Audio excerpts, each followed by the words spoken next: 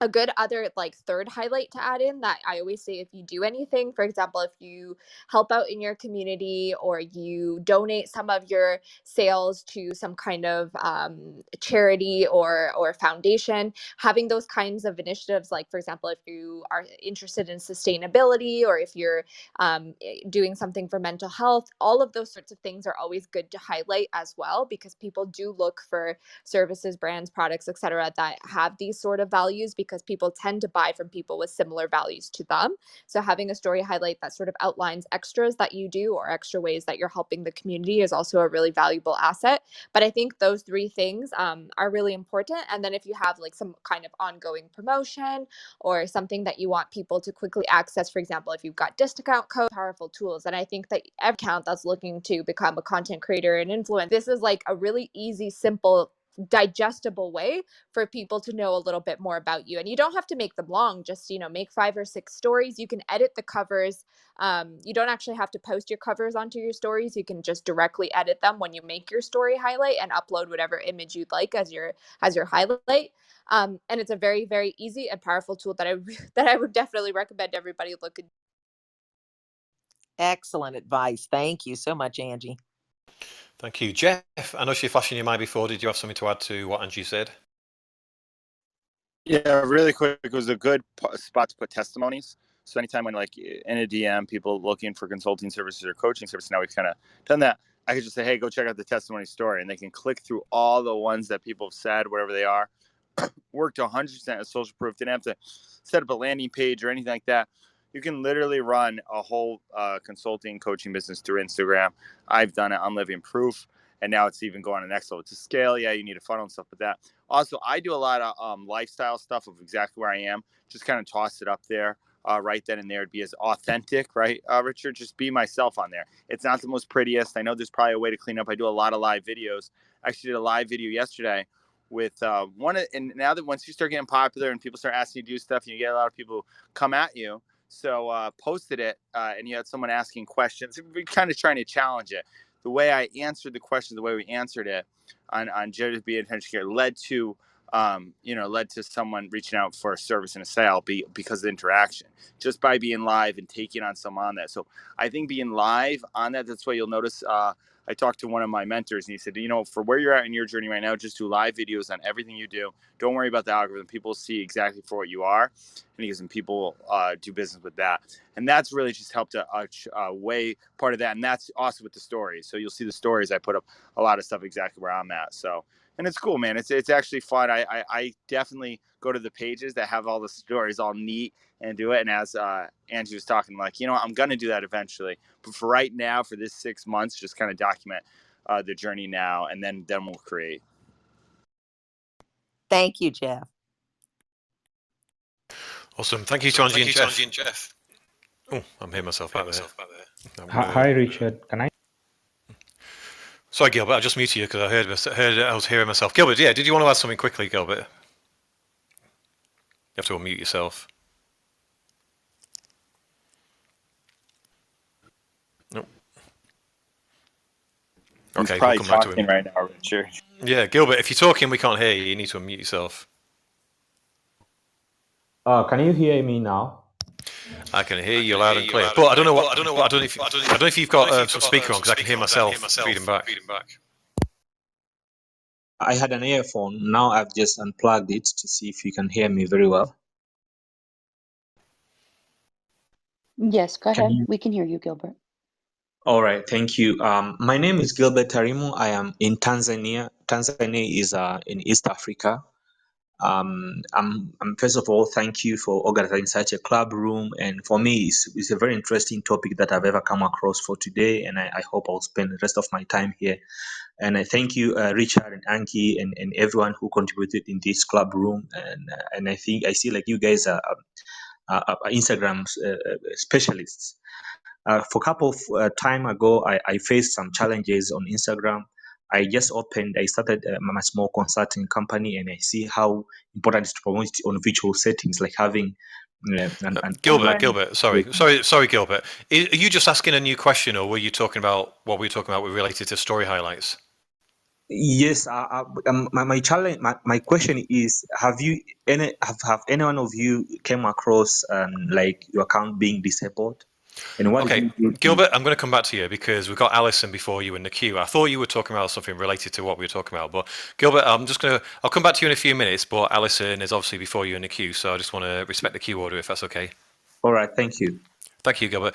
All right, Alison, I'm going to come to you now, Alison. Thank you for being patient and waiting so long. I was planning to get to you sooner, but sometimes the room goes crazy and we have like conversations about all kinds of stuff. So it's on you. Yeah, how can we help you today, Alison? Hi, everyone. Thanks so much. I'm actually okay if Gilbert wants to go ahead. He was halfway there, truly. It's very polite. Very polite. Go on in, Gilbert. Do you want to finish off your question? Sorry to cut you off. All right, thank you, Richard. My question is, I was also promoting my Instagram account, like the way you guys have been. I signed Instagram using Facebook, but I later on discovered that my Facebook account was disabled, and certainly my Instagram account was automatically disabled. I don't know whether you guys have come across that, and how did you able to deactivate it, because it's almost 1 year now since it is deactivated. I mean, disabled. Anyone help?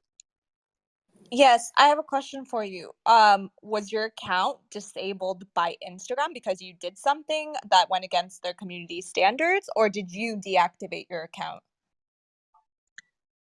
My account was disabled by Facebook. What I did in the Facebook account, I changed my name. My name is Gilbert Tarimo, but but after my pass of my father, the pass away of my father, I changed my name from Gilbert to Tarimo JR, like I'm a junior to my father. So after I changed that, after like 5 or 6 months, then it was disabled. But I used to join Instagram using Facebook. So after they disabled Facebook, my Instagram account also went off. I don't know whether I can just recover Instagram and leave Facebook if suppose by doing that I violated their terms and conditions. That's what I'm asking. If it was just a matter of your name change, have you tried reaching out to the help, like Facebook help? Because it seems like strange to me that they would have disabled your account permanently for a name change. Normally, in situations like that, if, for example, you were looking to change the name that you had previously on your Facebook and you weren't doing anything else that was going against community guidelines, then if you were to contact Facebook help, and I recommend reaching out to Facebook help, not Instagram help, because Instagram help is useless and they will not get back to you ever. So I recommend go directly through Facebook help. They are a lot more reliable and they do tend to get back to you within a couple days. If they don't, then you just keep sending them messages until they do. I had an issue with Facebook a couple years ago, I think it was 2 or 3 years ago, where they weren't allowing me, like, my card. I had a credit card that was attached to my account and I didn't want to have it attached to my account anymore. And I wanted to take it off. And when I took my credit card off, then they disabled like all the payment related items, and then they said that I still had an outstanding payment, which was not true. It was a whole big basically shenanigan thing. And I had to reach out to them through Facebook help, and I think I sent 3 or 4 messages before they got back to me, but once they opened up the thread, then they were very quick on resolving my problem. So I would recommend, if it's just an issue of a name change, I would recommend going to Facebook help, clearly like explaining what happened.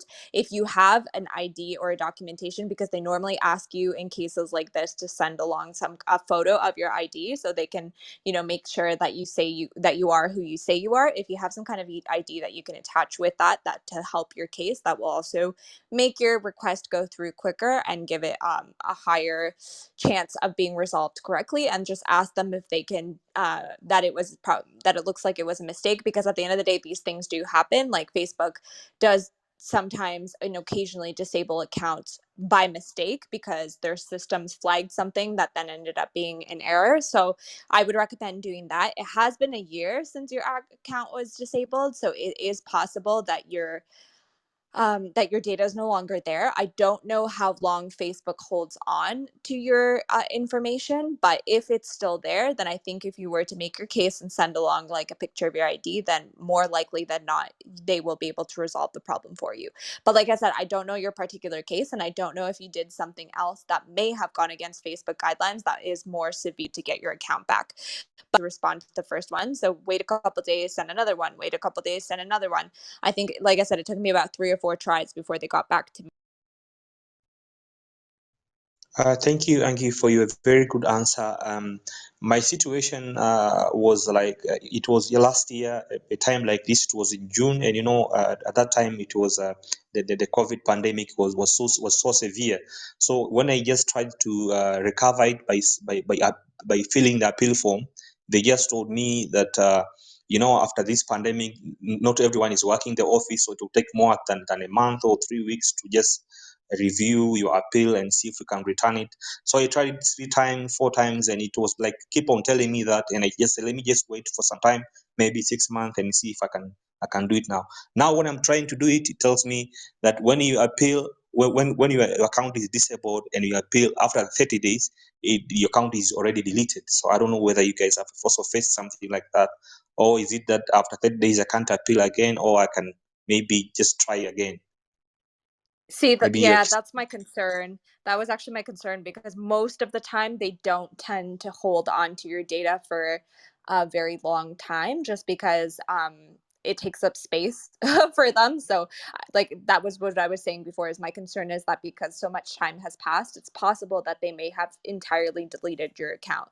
And I didn't want to throw out any numbers without having, 100% certainty, because I don't believe in just throwing things out without evidence. But if you read that it's 30 days, it's very likely that your Facebook information is no longer there. So you might not be able to get your account back, unfortunately, but I would give it one more shot, send them along the documentation. And if they write back to you and say that, the information is no longer there, then unfortunately there's not much you can do. And that's actually sort of a lesson for everybody else too. I would recommend, even if you're not thinking of deleting your account, if you're not thinking of deactivating your account right now, both Facebook and Instagram have options where you can download your data. So you can download all of the information related to your account and have it on your computer. Because imagine if tomorrow, for whatever reason, you get your account disabled. It happens. I know people that have lost their accounts overnight for no reason. Besides an error on Instagram's part, and never managed to get their account back. So download your data, because that way, if your account does end up disappearing someday or getting deactivated or getting disabled, you will at least have those pictures, those comments, those messages, those highlights, those stories, etc. And you won't have lost everything entirely. So that option is, for example, on Instagram, if you go to settings and you go to security, you'll see an option that says download data. Download your data, guys. Do yourself the favor, download it all, and do it every 6 or so months, depending on how often you post, just to have a backup of everything. Because take it from somebody that knows that a lot of people that have lost their accounts. Better to have a backup just in case. So I hope you'll be able to figure it out, Gilbert, but I would say that most likely you will not be able to get your account back. Thank you, Angie. Awesome. Thank you for your question there, Gilbert. Possibly not what you wanted to hear, but Angie on the money as usual. All right, back to you, Alison. Back to you again. The stage is yours. Thanks so much, Richard. And hello, expert friends. It's so good to be in this room once again. Last time you all helped me out with optimizing my bio, well, or at least, I'm not sure it's optimal, but it's more updated, which is awesome. So I always take these strategies and do my best to implement and follow up, and want to let you know how valuable that is. So I'm an illustrator, an artist here in Canada. It was fine that we had to get to some other questions because I was grabbing my Tim Hortons. If you know, you know. I needed my coffee as it's 8:45 in the morning here in Canada. Anyway, my question is actually this time surrounding Reels, and specifically I've always wanted to try making an original audio clip, so like a voiceover put differently. And I'm not quite sure exactly how that would work once I get into I think it's the microphone at the top for voice mixing. I'm wondering if there's anything to know before I dive in head first with that. And then if anyone here has used that rather than just filming a video and the audio is what it is, you're actually creating some sort of a clip that other users can enjoy. Is that something that has been successful for? And I've got a few ideas in my brain just rattling around up there. So I'd love to know a little bit about original audio in Reels. Thanks so much, everyone. This is Allison. I'm finished speaking. What a great question. Yeah, I haven't used original audio in Reels apart from like, stealing other people's original audio like people do on TikTok. But yeah, I tend to do what you just said, which is I have my own sort of voiceover or my own sort of thing I'm talking about on my reel, and then that will then get imported into Instagram, and I might put some music on the back of it, but not the actual original audio. Give me a mic flash on the panel if you've done this. I'm not sure if many people are using this right now, actually. Seems not. I'll tell you what, Sabrina. Yes, so I've done it, but I just wanted to be clear on the actual question. So the question is, how do you mix the audio, or how do you use your own audio, or what exactly, Allison? Yeah, so if I think the feature is called mix audio, and it would be to record, let's say, record my voice or record, something, and then save that.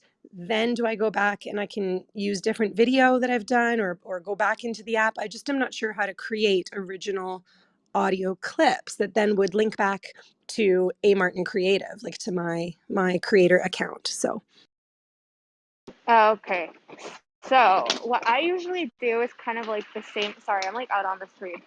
Is the same TikTok way, right? Like you'll record your audio, and then that is what you use to use the original audio. But what you can do is, do you have two accounts, or why would you want to link it back to your other account?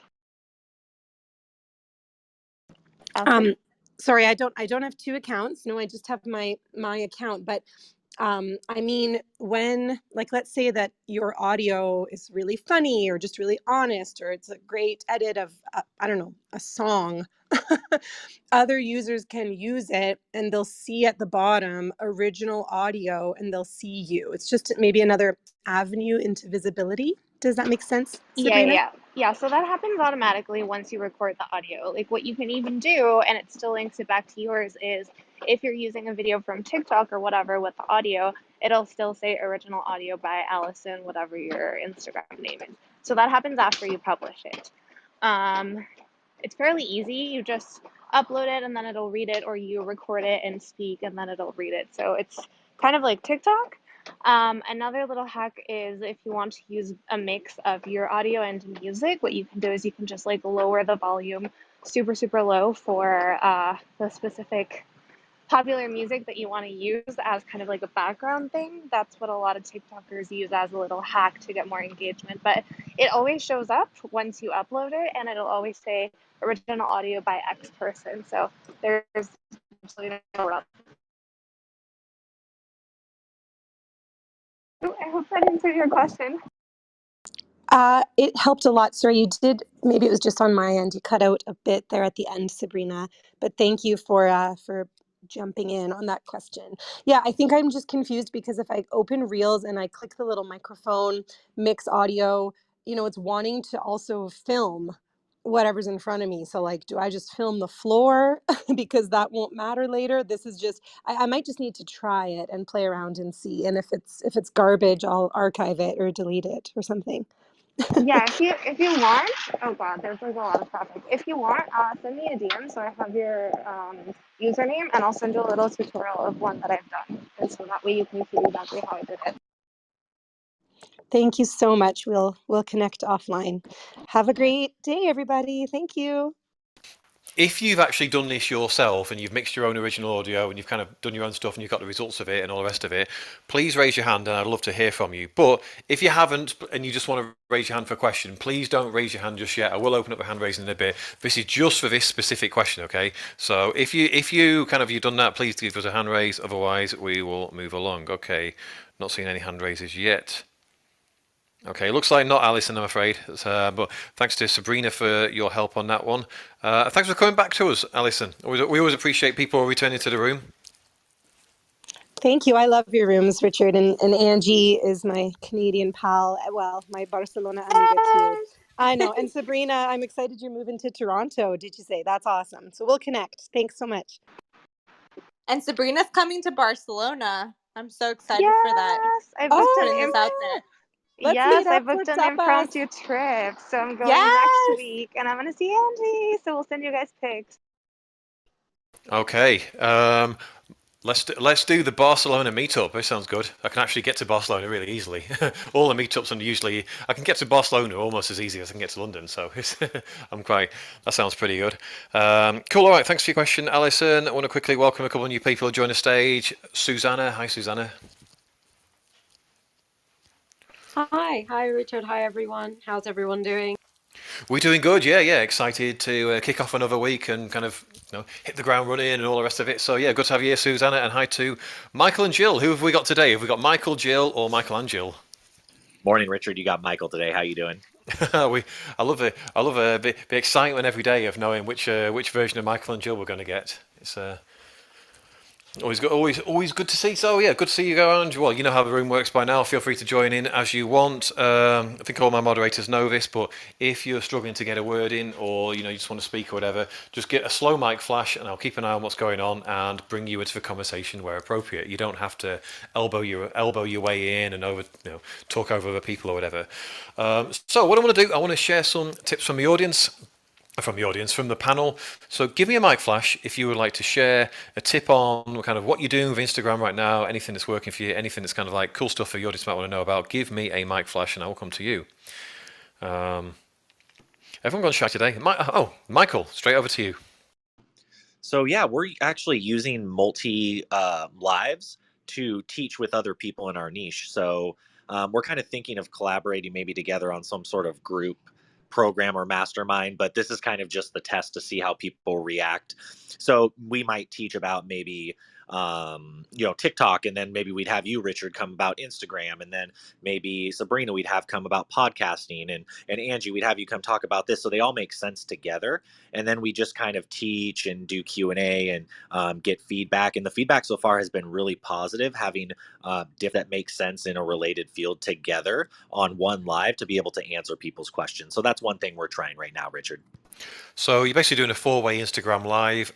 What results are you finding from that then? Is it like it's nurturing the existing audience, or getting new followers, or good for leads, or what? Yeah, so what we said is we'd kind of take turns. Obviously, we don't all four want to be like, hey, everybody go to this place. So we wanted to have one consistent call to action. So what we'll do is we'll basically just take turns. So say it was my day, I'll say, hey, everybody, if you want more information, you can definitely click the link in my bio. I've got this freebie on, my best 5 tips for Instagram. And then maybe tomorrow Sabrina would say, hey, you guys, if you're looking to get into podcasting, I've got this freebie about podcasting 101. As far as when we've done that and had one singular call to action, it's worked really, really well as far as getting quality leads from that. Interesting, really like it. Anybody else doing something similar with their stuff at the moment? Because I keep meaning to do my own Instagram lives and stuff, and I've still not done one. I go on other people's lives now and again, but it's a feature of Instagram I've been kind of lax with, like a lot of them. Cool, well, good stuff there, Michael. Anyone else want to share something before I open up hand raising again about what you're doing at the moment? If I give you, was that a mic flash from Angie? It was a very quick one, if so. Oh, it was, yeah. Go ahead, Angie. Hey, yeah. So I actually wanted to share something that I had put together to talk about in terms of how the algorithm ranks content, because we've been talking about this in other rooms too, and I think that it would be a useful tip to share with everybody just to give a little bit more understanding, because I think a lot of people don't know that this information was shared not too long ago during Creator Week.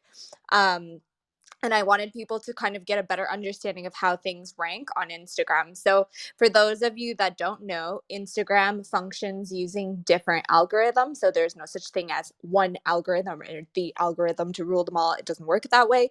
There are many different algorithms, ones that work for stories, different algorithms that control how your posts are ranked on the feed, others for reels, others for the explore page, et cetera, et cetera. So the point is that each one of these algorithms ranks your posts slightly differently based on the type of content that it is. So when it comes to feed posts and story posts, these are ranked by factors including recent posts that are shared by the people you follow, information about the post, such as how popular it is, how engaging it was, information about the account who posted, so how often you interact with this person, your recent engagement activity, your history of interaction, and I guess kind of like a prediction of possible interactions that you might have. So when it comes to feed and story posts, they were talking about the fact that they really rank your close friends as highest. So if you want your feed or your stories to be pushed out to specific people, because maybe it's strategic, you want those people to see your content, maybe these are people that you're trying to convert into clients, but they're not quite there yet, and you really want to kind of like push that content on them, a good tip would be to turn those people into close friends. So you can put them on your close friends list, and then your feed posts and your story posts will more likely be shown to these people. And the more you interact with them as well is another factor that will help your content to be shown to those people. So when it comes to feed and stories, what really matters is your recency of posting, your interaction with the people that your content is being pushed out to, and information about your post. So whether or not it's a popular post that's had a lot of engagement, etc. Then when it comes to your reels, how are your reels ranked? Your reels are also ranked by activity, and also what kind of reels you've engaged with recently. So if you've been engaging with a certain type of reel, this will also determine how your own reel is ranked. Also information from the reel, such as what's the audio track that you're using, is it a popular one, are you using hashtags, did you put a location? All of those things, for example, will help your reels rank. Information about the person who posted, so what kind of account are you, what kind of content do you tend to post, what are the people that you tend to interact with, how many times have you engaged with these people over the past while, etc. Your history of interactions with people that might be interested in watching your content, and also the duration of watch time and how many people actually click through onto, for example, the audio or onto your page off of that reel. So those are different ways that your reels can be ranked. And with reels, what they have said is that they're really going to be pushing out entertaining content. They're going to be putting a lot of emphasis on entertaining content. They're actually said they're going to be surveying people to see whether or not they found this content funny or engaging. So keep that in mind. It does seem like Instagram is trying to push entertainment, at least on Reels, and smaller creators also have an up on Reels as well. So if you're a smaller account and you're looking to grow, use Reels is the moral of the story. And finally, one more thing I wanted to talk about is the Explore page. So when it comes to the Explore page, some of the things that your account uses to rank your content on Explore is also your information about the post. So the popularity of the post, how many people have engaged with it, is it being saved, shared, liked, commented on, what kind of content do you tend to post, does it align with content that the Explore page wants to sort of push, because there are certain types of content that will not be put on the Explore page. For example, vaping tends to be pushed down. It's not a type of content that Instagram will push onto its Explore page. And also your history of interaction, as well as your recent activity with the Explore feed. So always think that all of the actions that you're doing on Instagram also help Instagram's algorithms to then determine where your content should go and who it should be pushed out to. So I hope that kind of helped, because I think a lot of the times there's a lot of misunderstanding about how your posts get ranks. The algorithm, which is not the algorithm, it's the algorithms, plural. And I wanted to sort of put that out there because I think that is a tip that is valuable in itself. This is Angie. I'm done speaking. Awesome. Yeah, that's a great point there, Angie, about the algorithms. I'm going to add some to this in a moment. I'm going to open up. I just check it. Is Coach Deb there? Is Coach Deb still around, or has she gone back to sleep again? I am. Yep. I'm Coach good. Deb. So what I want to do, I want to open up a hand raising and bring up maybe 3 to 5 people. And I would like you to just kind of manage that, Coach Deb. Just basically, if you're in the audience, please make sure you've got some sort of profile filled out, even if it's just one sentence that says what you do on Clubhouse, and have your Instagram linked. We won't invite anyone up who doesn't have those two things done, because obviously we're talking about Instagram. We want to see what you do on Instagram. We want to know what you do.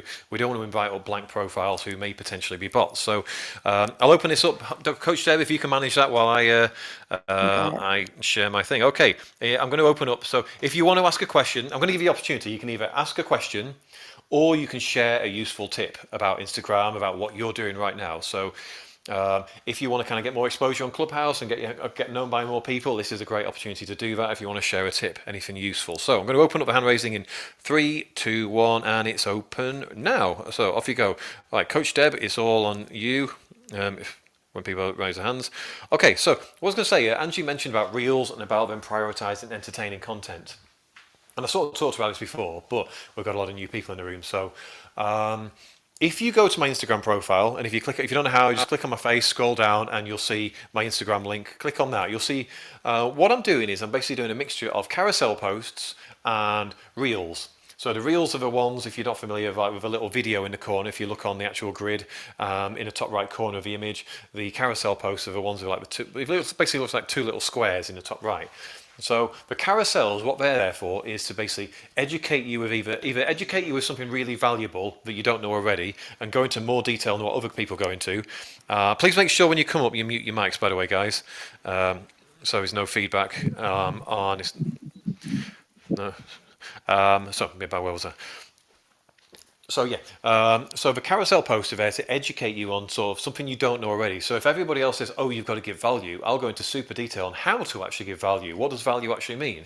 If everybody else says, "Oh, you've got to, engage in other people's posts to get more engagement yourself," I'll talk about this is how to do it specifically, not just, "Oh, you need to be more engaging, you need to be more valuable," whatever. So that's my way of standing out. And while I do that, I kind of weave credibility into the mix and talk about results I'm getting from other people. So people, then you read it and you kind of get the impression, oh, maybe he could help me as well. But then at the same time, I'm doing my reels and I'm trying to prioritize entertainment in my reels. So I'm not necessarily trying to educate you in my reels.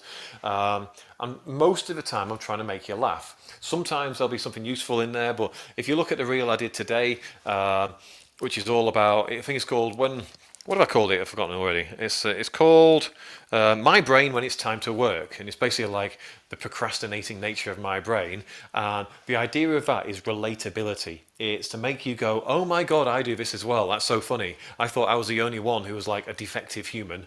And it just, the way I've designed it is to make you more likely to engage and comment on it. Because it's it's almost like poking fun at myself, but without doing it too much, without being like, hey, I'm a useless idiot who doesn't know anything about business and I can't help you with anything, because that's not going to help me with clients. But just kind of poking fun at the sort of the natural procrastination nature of kind of how I am, yet I still get it done. Most people can relate to that, and that's kind of what people find entertaining. Like, people don't find it entertaining when you're on a reel going, hey, I'm on my private jet, I'm on my helicopter, I'm on my yacht, and I'm so much better than you. They kind of find it more entertaining when you're being relatable and sort of like slightly goofy and self-deprecating. So something to think about there. If you've got any questions about kind of how you might do that for yourself, feel free to come up on stage and let us know. In the meantime, I'm going to quickly say, before we get to the questions from the audience, I'm going to quickly say hello to Kate, who's joined us. Hey, Kate. Hello, how are you? Hello, we're about to jump into Q&A, so do feel free to jump in and give your advice as you wish. Good to have you here. Thanks for having me. Yeah, good stuff. So let's jump straight in to Monica. Monica, did you want to share a tip or ask a question? Hi, I wanted to ask a question. So if you I posted views, but the last two reels that I shared had extremely poor reach. And I don't know why the Instagram algorithm is upset with me, but I want to know, what am I doing wrong? Is it the hashtags, or what can I do to improve my reach? I've talked to some of my friends also who follow me, and they tell me that they don't see my post when I post them. Like, the algorithm does not show them. Yes, so I'm going to, while I'm sure everyone else is quickly looking at your feed, I'm going to quickly feed into this. I've just had a quick flick through some of your reels. What you want what you're missing with your reels is first of all some sort of title. So when I land on your reels, like if you go to my latest reel, it says "My brain when it's time to work," and there's a title there as soon as you land on it, so you kind of know what it's about, and then you're sort of curious to find out more.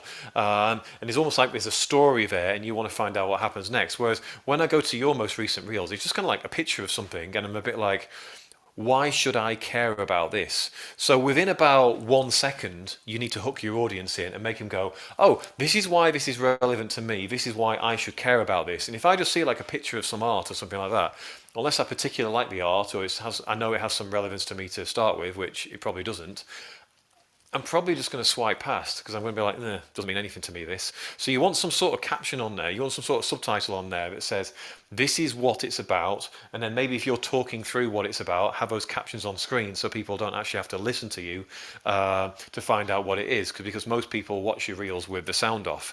I would say that would help you a lot. Because I imagine a lot of people are seeing your reels right now and then scrolling right fast, which in terms of the algorithm, or the algorithms, as Angie would say, in terms of the algorithms, what they do, Yes. what they do is what the algorithms do. I'm going to call it the algorithm, Angie, because calling it the algorithm is a pain in the arse. It's all that extra effort for the extra S. What the algorithm does is essentially it pushes out your reel to a few people at first. Like generally, it's the people who already engage with your stuff the most to begin with, the people who it thinks are going to like it the most, and then it sort of looks at how they react. And if you don't get many likes and comments to start with, it kind of stops there. Whereas if you get a lot of likes and comments initially, then it goes, okay, people are liking this, we'll pass it out to more people, and so on and so on. So that initial audience, like really making them see this is worthwhile me watching and me commenting on, is so important. Give me a mic flash if you want to add to this. Kate. Okay, I'm just gonna jump in terms of the visual here. You want to think of Instagram like real estate. So you only get a certain amount of space to meet the eye so that people are like, wow, okay, this is awesome. I noticed that you crop a lot of the pictures in your reels. So what I think you should do, this is just maybe like, this isn't Instagram related, but it's a little bit of a tip. Um, it's almost like Pinterest, where maybe go on Pinterest and type in like resin art or something like that so that you can see on Pinterest what are the best pins that are really doing something to grab people's attention and get them to click on it. And that way, maybe you can, get some ideas for how to create those thumbnails for your reels, because I feel like they're, the text is kind of small. It's just not like attention grabbing. Whereas I feel like if you had an awesome thumbnail, you want to think, if you had an awesome thumbnail and some really bold letters or something that looks really awesome, where they're like kind of playing into what Richard was saying, where they really want to click on it and be like, oh, what's this? And then just in terms of creating the reels as well, you definitely want to think of things that could make yourself go viral. Like, what are the principles that you could put in that reel that people would be like, wow, this is incredible. I need to send this to my friend, or I want to post this to my story, or oh my gosh, I want to create this myself. That's the type of content that people want to view. They want to post it to their stories, they want to send it to their friends. Keep that in mind as well. There was one more thing, but I forget, someone else answered, but I hope that helps a little bit. Definitely, I would, consider changing up the thumbnail a little bit so it just looks a little bit more fun, that people actually want to click on it and view it. The other thing I was going to say, what that I just was seeing it on your story, and that way it's kind of prompting them to like, hey, or you put some kind of call to action in it, something like that, so people are actually engaging with it. Because like Richard said, the more people that engage with your post right off the bat, the more people it's going to be shown to in the algorithm. So definitely keep those tips in mind. I hope that helps a little bit, Monica. Um, Definitely I let just us have know. one clarification. With Yeah. thumbnail, you're basically saying the thumbnail or the post. Um, yeah, the picture when you first, when you click on it, Got it. it's like the cover photo that will show Yeah, up, yeah. that when you immediately when you click on Reels, it says um like resin art or I can be, things like that. I feel like you want to grab the eye a little bit more. Maybe I was looking at Instagram TV actually, but same thing. A lot of the other ones are also cropped as well, and there's a lot of blank space in them. So definitely some kind of keywords on the thumbnail photo that are like grabbing people's attention to bring them to the photo. Oh my gosh, wow, this is how you do it. Okay, I want to click on that and watch it. I also wanted to add one more thing to that as well, because I think that you just got a lot of advice about the actual content of the reel, which is super important. And I wanted to touch on the engagement. Kind of prompting them to like, hey, or you put some kind of call to action in it, something like that, so people are actually engaging with it. Because like Richard said, the more people that engage with your post right off the bat, the more people it's going to be shown to in the algorithm. So definitely keep those tips in mind. I hope that helps a little bit, Monica. Definitely I let just us have know. one clarification. With Yeah. thumbnail, you're basically saying the thumbnail or the post.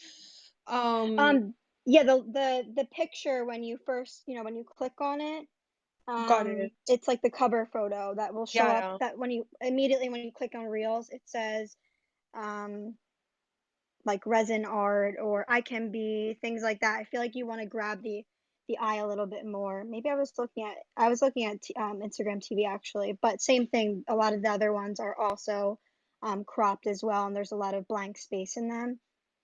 So definitely some kind of keywords on the thumbnail photo that are like grabbing people's attention to bring them to the photo. Oh my gosh, wow, this is how you do it. Okay, I want to click on that and watch it.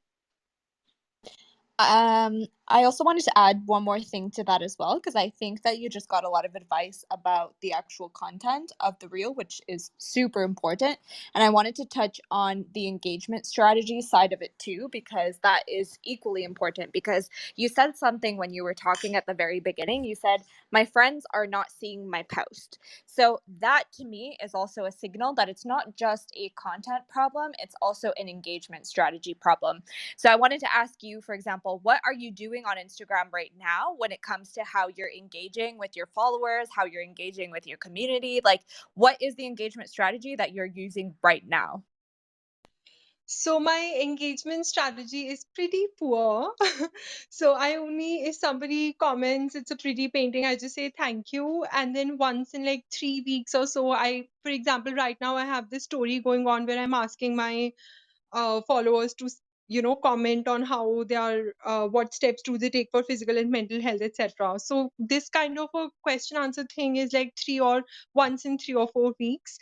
And apart from that, I'm just in like I talk to like 4 or 5 of my followers who reply to my story, and that's it. Yeah, so that's actually something that you should definitely work on, because one of the ways that the Instagram algorithm for feeds and the Instagram algorithm for stories and for your explore page, basically for all of your content, one of the signals that the algorithms use to determine whether or not your content should be pushed out farther is how people are engaging with it. And not just how they're engaging with it, your relationship with those people. Who are the people that you interact with the most? What kind of interactions do you have? How often have you engaged in the past while? So if you're not engaging with anybody, or your engagement strategy is very poor, then the algorithms are not going to have a lot of predictive factors to who to push that content out to. So they're going to choose in a less, I guess, efficient way who to push your content out to farther. So if you want your content to be seen by your friends, you need to make sure that you're liking and engaging with their content too. Because the more that you're liking and engaging with people that you want to like and engage with you, first of all, more likely that they're going to do it because of the reciprocity aspect of engagement. But also, when the algorithms have to decide whether or not your reel should be pushed out further, they're going to take into account how often you're interacting with those people, what relationship do you have with them, do they also engage back on your content. So definitely work on having an engagement strategy that's not just responding to comments, but also actively going onto your Instagram, engaging with accounts that are similar to you, that you're following, that are within your community, but also on hashtags, on locations that you're not following. For example, people that create similar content to you, the comments on their posts, for example, you can go through and find similar followers to you, leave value on their posts as well. You need to have an engagement strategy, because Instagram is a social media, and you have to be thinking of the social aspect of things. It's not just about the content you post, it's also how you're interacting with the people that are on the platform that is equally important when it comes to getting your content seen. So some of the engagement strategies that you could suggest, apart from like commenting on other people's posts and polls and questions in my stories. Anything else? Like, I don't know how to engage. Just like you would with your friends, right? Like you got to ask yourself like what kind of engagement would I like to see on my content, and then you got to go and leave that engagement on other people's content, right? So for example, first of all, if people are leaving you comments, you always want to make sure to respond back, especially if people are leaving you longer comments or thoughtful comments. Then you also want to respond it back, leaving a kind and thoughtful response back. I know this could be more difficult when your account is bigger, but trust me, people do remember and take into account when people take the extra effort and don't just say, you know, thank you or a smiley face back, right? So try to leave a little bit of yourself when you're commenting back to others. So that's the first thing. Definitely responding to comments, responding to direct messages. If people are reacting to your stories, you can even respond back and say thank you.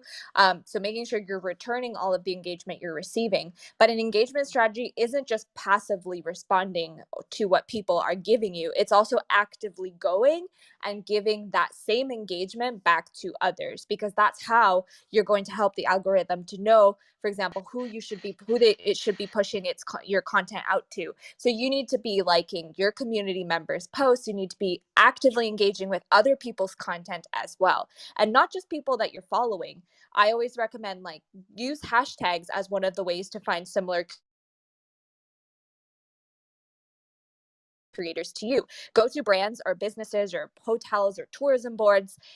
Look at what hashtags they're following. Go to those hashtags. Check out the people that are posting using them. Look at your favorite creators or people within the same space as you. Go to their followers' accounts, like and comment on their stuff. You have to be like actively engaging with people outside of your community too, because that's how you're going to bring visibility back to your profile as well. And of course, engaging within your community, because the strong foundation of your account is having a community that is engaging with you. And for that to happen, you need to also be actively engaging with others. So I hope that kind of offers a little bit more clarity. Thank you so much. Before we go to the next question, I was very. Hey, we're good. We're just some Q&A, so taking your kid to preschool and stuff. Yes, But yes, we are ready and waiting when you are, so don't. awesome. Thank you, Richard.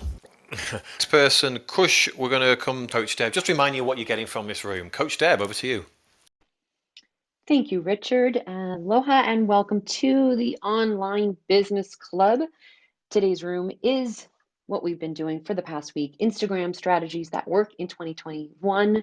But the club itself is Online Business Club. You'll notice it at the way tippy top, right above Richard's head, where it says Online Business Club. And it's either the Green Monopoly house or the greenhouse or whatever you refer to it. If you click on that line in all caps and follow it, you'll get alerted in your hallway every time Richard does these rooms or when he does other rooms like this.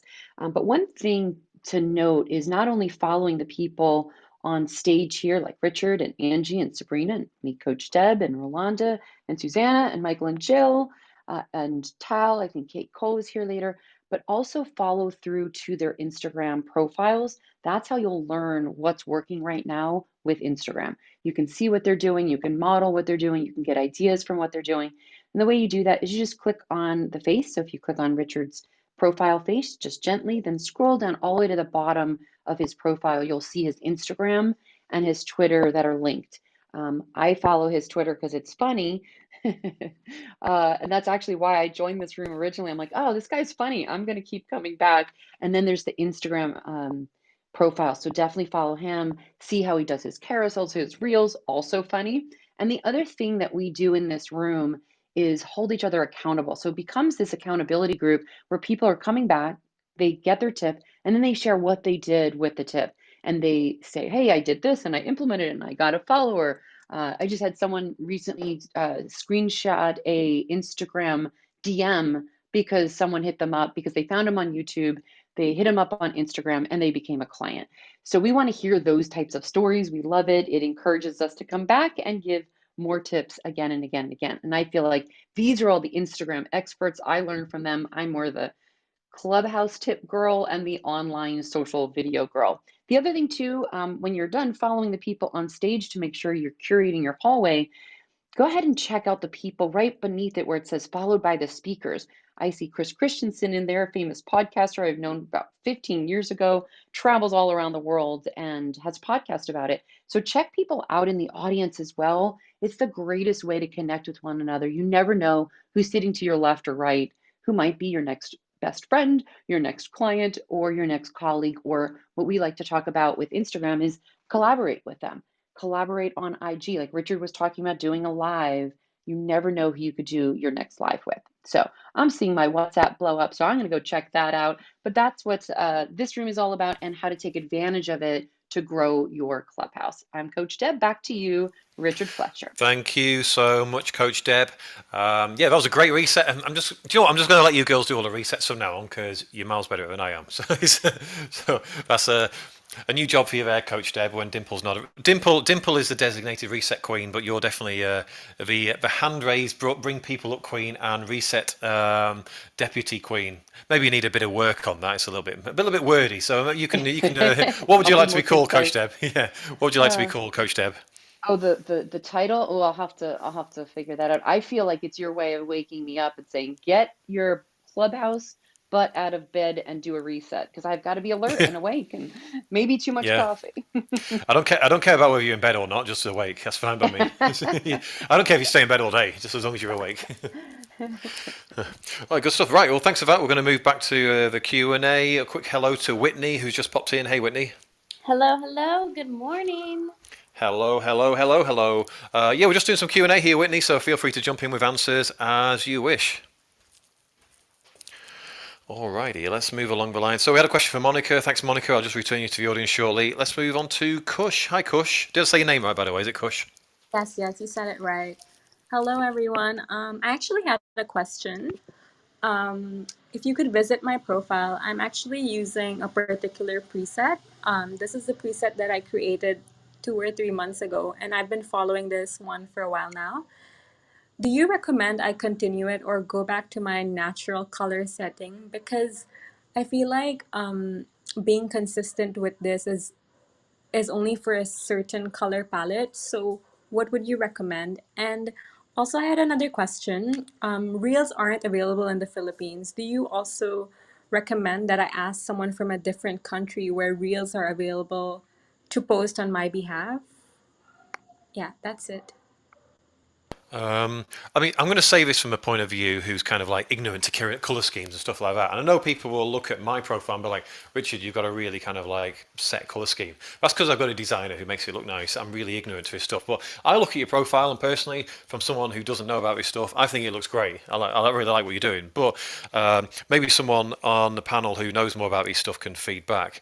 With the Reels thing, maybe Angie could advise better than me. But I feel I've heard of people logging on in country, so people with Reels in their account already, going to countries like the Philippines where we don't have Reels, and then logging on, suddenly all the Reels disappear. So you may, I don't know if this would happen or not, but you may find that somebody else does the Reels for you in another country, then you log on in your own country, and all the Reels disappear. I don't know if that would happen or not, that's just a guess, but it's something that may or may not occur. Can I have a mic flash on the panel for anyone who can kind of feed in better than I just did? I wanted to say when it comes to the reels, just because you go to another country, it doesn't necessarily mean that the reels will show up right away either. And that's just something to keep in mind. Like just because you're using, for example, a VPN from another country, or you landed, for example, in Canada and now you're on Canadian soil, it doesn't necessarily mean that they will pop up on your account instantly.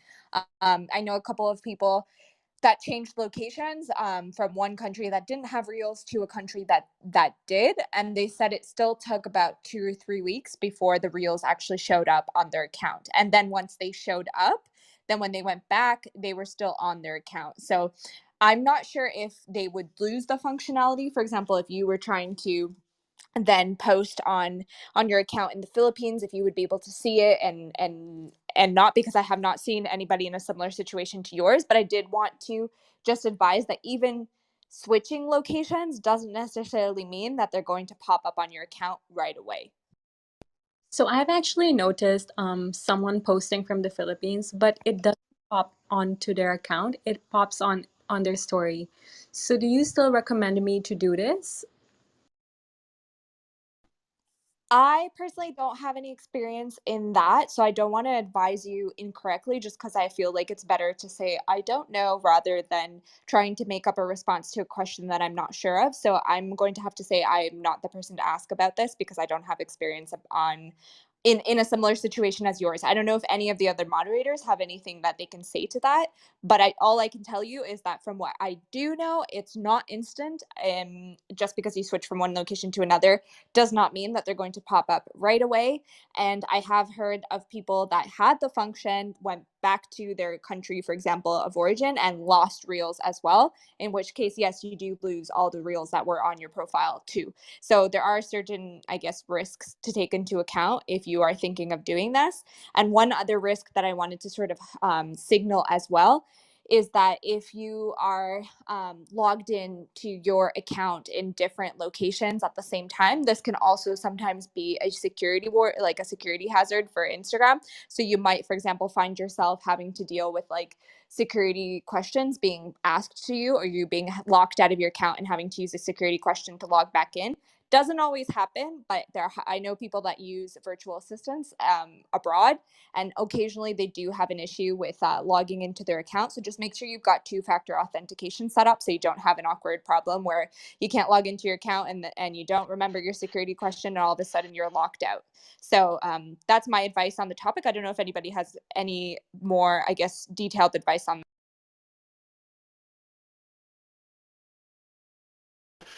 Seemingly not. Yeah, that was pretty detailed. Yeah, Kush, was that helpful? I mean, obviously we can only speculate about what would happen when you log back on at the Philippines, and would you lose them or would you lose your reels or not? Noted on this. Thanks. How about Awesome. with preset? Is it? Yeah, if anyone could Yeah, add. I wanted to comment on that actually. First of all, I was looking at your profile before. I really like the preset that you're using. It's really nice, first of all. So if you created it yourself, good job. It's beautiful. I did want to say I completely understand the struggle of like, okay, you've got a preset going on your profile and now it doesn't match your content anymore.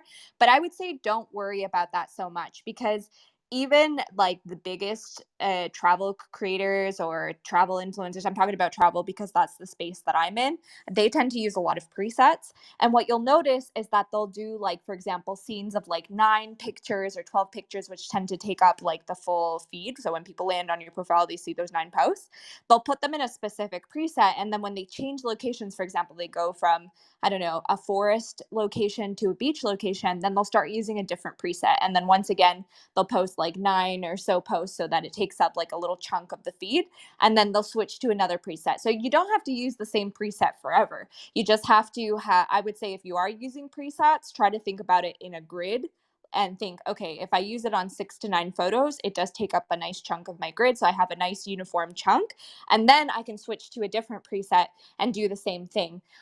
You just have to think about how it looks aesthetically when people are going through your profile. But I'm telling you, like, if you go through some of the bigger creators and you look at how they use presets on their feed, it's very rare that you will find someone that uses the same preset on every single photo. And if they use presets, like I said, it normally tends to be in chunks because it looks more aesthetic that way. I hope that can give you some advice on the matter, and good work on the presets, by the way. Thank you. I actually had a follow-up question. So for example, you mentioned 9 photos. Is it okay if I go like overboard, like 30, and then on the next one I just do like probably 27, or is that fine? Like I said, it's all about how it looks on your grid. Like, this is sort of a very subjective, like, we're talking beauty here, right? Like, we're talking, what does my feed look like to somebody that's landing on my profile for the first time? So it's not like there's an equation like, oh, I can only put 30 and then I have to switch to another. You just have to think like, how does this look to somebody that lands on my profile? If you use a preset for less time than the other, is it going to look good when I'm done? And there's actually an application called Preview. So if you use Preview, you can upload pictures into Preview of that you want to put onto your Instagram without actually uploading them on your Instagram. And since it uses your Instagram feed, you can then arrange those photos in Preview so that it looks like your Instagram feed. And then you have a good idea of what it would look like if you did, for example, end up doing 30 and 27 pictures and people were scrolling through your profile. So it's a good way to sort of get an idea of how you're aesthetically lining up your feed looks pleasing to the eye.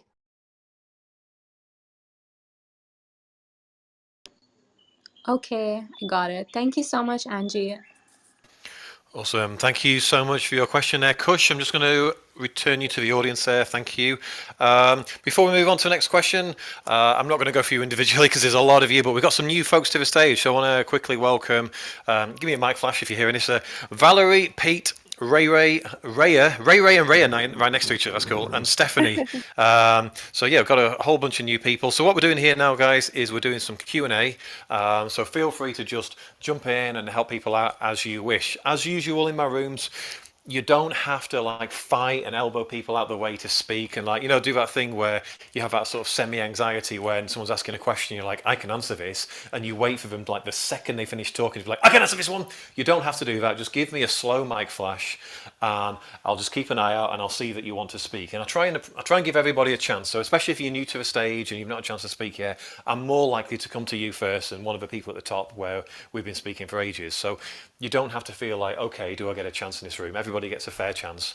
And you don't have to be anxious and elbow your way in. Once we've done some few more questions, I'll come around the panel and we can do some tips on what we're doing on Instagram at the moment. So you've got a chance to think about something to contribute to that if you want. All right, let's go to the next question, which is, or a tip. It's Kamal. Kamal, did you want to ask a question or share a tip? Yeah, hi Richard. Thank you so much. I was very carefully listening, and and I've also heard other conversations of yours, and kind of a big appreciator of your discussions. Yeah, so my background is that I've been doing theater, have been a stage artist for more than 20 years. And what happened is that I mean, due to pandemic, all the stages were shut. So it was a good progression that I thought this is the right time for me to make my video reels. And I created this character called Sheikh Habibi. I mean, the picture, what you see is not my real self. That's my character, who is a funny, sarcastic, funny character, and who kind of questions the audiences and masses and wrongdoings in the society through comic videos, which I started posting through Reels. So I have few observations and questions. My latest observation, I mean, I used to first think that, the timing of posting a reel is important. And then now I have started gradually developing this feeling that the frequency of posts is my reels plays an important role, although I have not experimented enough. But I somehow feel that frequency, the number of posts, what one posts is kind of, very important. And the algorithms somehow respect the Instagrammers who post in number of frequencies. So this is my observation and also a question. So what matters more, frequency or the timing of the reel? Okay, so just to verify I understood your question, you're asking generally like, what should you do for reels? How often should you post? Like frequency? Was that Absolutely. right? Yes. Okay. Yes. Yes. Okay, I know exactly what I would say to this, but I want to make sure everyone's got a chance. So give me a mic flash if you would like to answer Kamal's question. Anybody? Susanna? Yeah, it's a really good question. I think it depends on if your style of reels is all very similar, because in terms of posting reels in between different styles, give a bit of a space, a bit of a break, a couple of days, because see if she finds it similar to me. But what I'm seeing more is the reels are taking a little, once you've really taken off at the beginning of a reel, it takes a couple hours to come into the account off of the back of that reel. So you kind of want to give them a little bit of a breather, because they followed you for that reel, and they're probably also checking out all of your past content before you decide upon when to post the next one. If the next one's going to be quite a similar thing, especially if it's like with a sense of humor, because I can see you're posting really funny stuff, then you don't have to wait too long until you post again. So that could be probably, depending on the success of the last reel, That's going to show the timing of when your audience is most active on your account, time on a different day to test that out. So you've got at least 2 different days that you're testing whether they're workable for you. So emphasis on you and your account because it's unique. And then once you've got a better idea of when your audience is most active for your reels specifically, then you can keep those slots continuous. So you've got that nice flow, say whatever it is, Monday 5 p.m. and Friday 5 p.m. And then if you keep your reel posting on that time, then your audience will also start to become aware of that pattern, that that's what you're doing. So the ones that are like, yeah, when is he going to post his next reel? His last one was so funny. This is what I'm here for. You'll see that they keep coming back, and having that consistency just helps you as well. So if you're using other content, you can mix it up on the other days of the week. So I hope that's helpful. I'm Suzanne. I'm done speaking. Hey, I also wanted to add to say to this question that I think that you're asking, you're asking the wrong question essentially, because when we think about how the algorithms rank our content, they rank them using thousands of signals. So we only have an idea of some of the signals that the algorithm might be using, which could be, for example, like I was talking about before, your activity, what kind of content do you tend to interact with? Who's engaging with you, what kind of content is being shown in your reel, the information from the reel, like the popularity, the pixels, whether it's high resolution, low resolution, the music that you're using.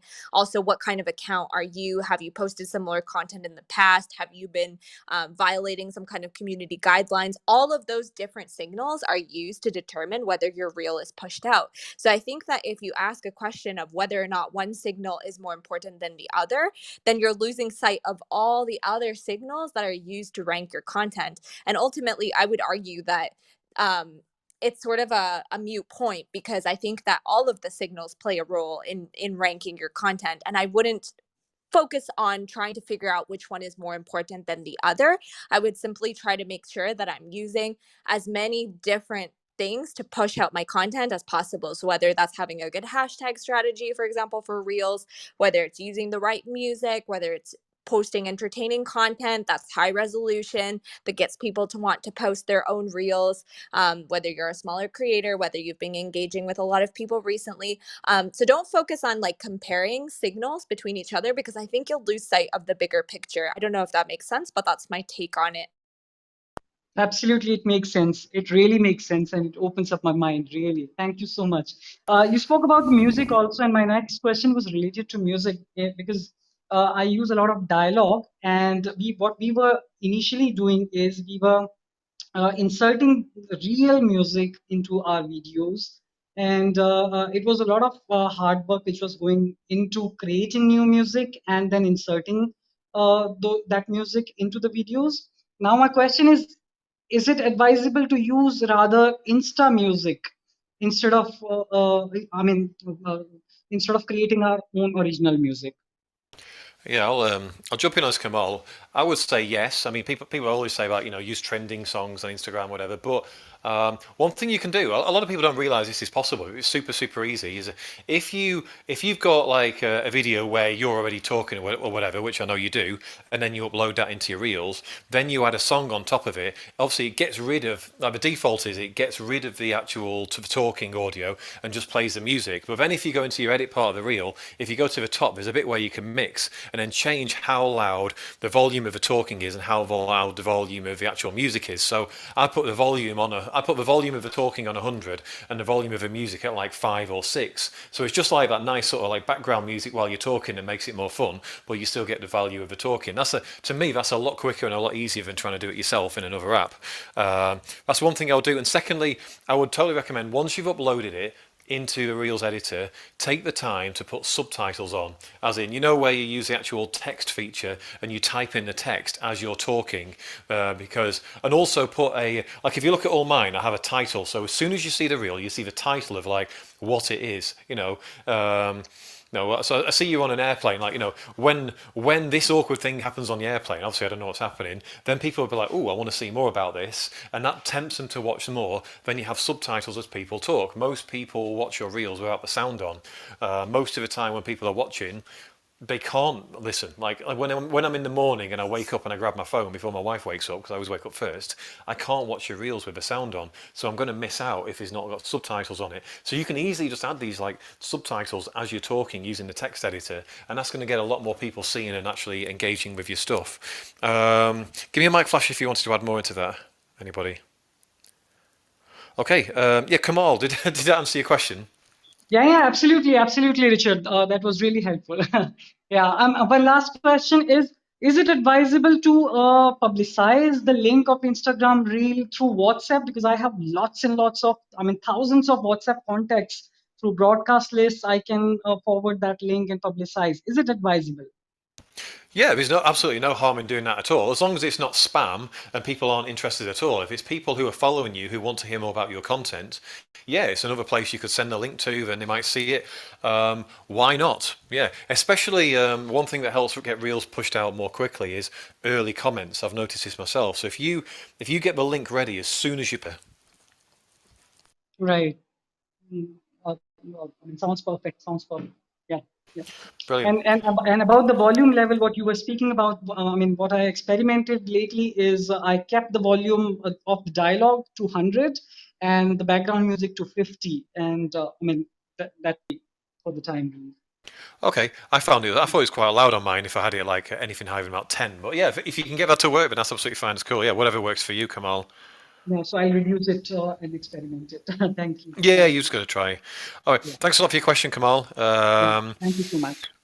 All right, let's quick reminder to I'm just going to return you to the audience there, Kamal. Thank you for your question. Before I move on to Christina, we've got some great mods here on stage.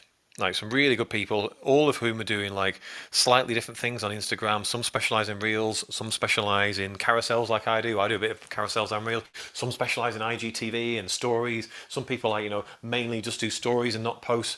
Some have like got really good story content, like their story highlights. Some have got guides. I've got a guide on there as well. So everyone's doing all kinds of different stuff, and they've all got different styles. Like some, like I try my content to be more entertaining and humorous. Some people are more serious, and they manage to make that work as well.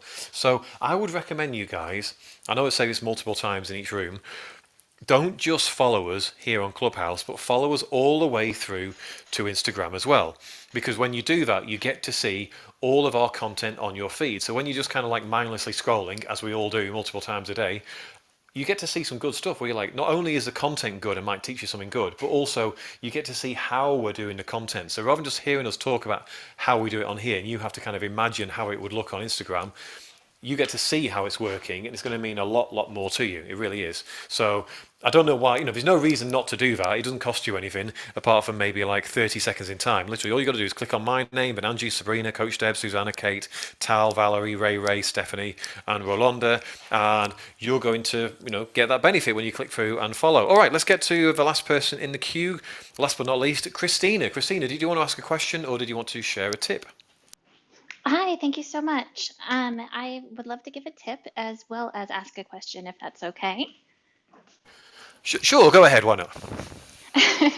So I'm an artist and a curator, and I have my own personal Instagram, and I have an Instagram that I curate posts of female identity. And what I have learned by doing that other Instagram account is how other people try to get my attention, to get me to share their content. And something that I've noticed a lot more people doing recently and has really caught my eye is when people respond to stories with a GIF instead of just hearts or smiley face or saying thank you. It just is much more eye-catching and funny, like you were talking about, just kind of catching people's sense of humor. So when they do the little silly person clapping or eyes bugging out or something, it just catches my attention a lot more. So for anyone looking to engage with somebody who is an account like mine that shares other people's content, I found that to be something that I respond well to. So that was my tip. And my question is, I've learned quite a bit by listening to you guys. I've been trying to dip my toe into live and TV, and I'm actually really curious about guides. So I've been starting to kind of play around with that. But I'm a little bit confused if you can combine my own shared content posts with other people's posts, or does it have to always be sharing someone else's posts as one guide and then maybe sharing my own past post as another guide? No, as far as I'm aware, you can combine your own post and someone else's posts. I've only got one guide, and I've just got my own posts in there. But I mean, the idea of guides is that you're curating content that's relevant to one area. So I've got a guide called creating clients, I think it is, or generating clients, whatever call it, and thing. But I haven't actually tried to add other. Anybody else? Valerie, I saw you flashing your mic. Hi, Christine. Well, was it Christine? Yes, I was about to say. As far as I know, and the post actually do that, and you can make kind of like categories and subcategories like that, and then you can combine it together with the post of others that you want to share it with. So you can definitely do that. And I would advise to subcategorize the different posts that you have, so that people or your followers can see the different subcategories, if that makes sense. Yes, and I also wanted to add one more thing to that too, is if you do make a guide with content from other creators, it's also a really good way, especially if you collaborate with these creators beforehand and you say to them, hey, I'm going to make a guide where I pull together all of the posts that we made in Barcelona to give people, for example, the 10 must-see locations in Barcelona. The great thing is that then those people tend to reshare that guide over on their stories, which gets you visibility with other people's profiles too. And I would argue it's a really strong way to get some new eyes over on your profile, because guides tend to be very informative and people like value-based content. Thank you. And as far as I understand, they just kind of go into your feed, and so the time expiration of them doesn't really matter because people aren't going to be going further back. Is that correct? Yes, that's correct.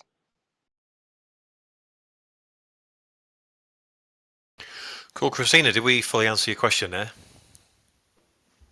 Yes, thank you so much. Awesome. Thank you so much for one there. So I'll just return it to the audience, but thank you for coming up. Appreciate that. Okay. Moderators, give me a mic flash if you would like to either share a tip on what you do on Instagram, or you'd like to tell us, like, what are you doing right now on Instagram with your account? Like, how are you making things work? What kind of stuff is working for you right now? Give me a mic flash if you would like to feed into this. Everyone's gone quiet all of a sudden. Stephanie. Stephanie, you can go. Hi. Okay, so I jumped in kind of late, and I'm sure someone already said this, but if they haven't, I like to do a lot of sort of interactive story posts. Like if I post a story, I'll try to use the poll options, the voting options, or like that sliding emoji option, and it just helps engage the audience, and they end up seeing your posts more because they interacted with it. Okay, cool. So, are you doing are you finding a specific kind of poll or a way of doing it more, getting more results than others? Like you mentioned, like the sliding poll rather than a normal poll, or is any kind of poll working well for you? I think the one of two options poll, like the yes or no, that one works the best for me. I have the most people interact with that one.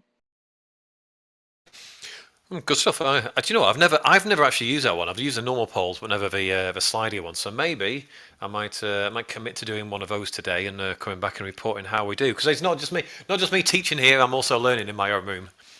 Yeah, let us know. I saw Ray flash her mic, so I guess she must agree.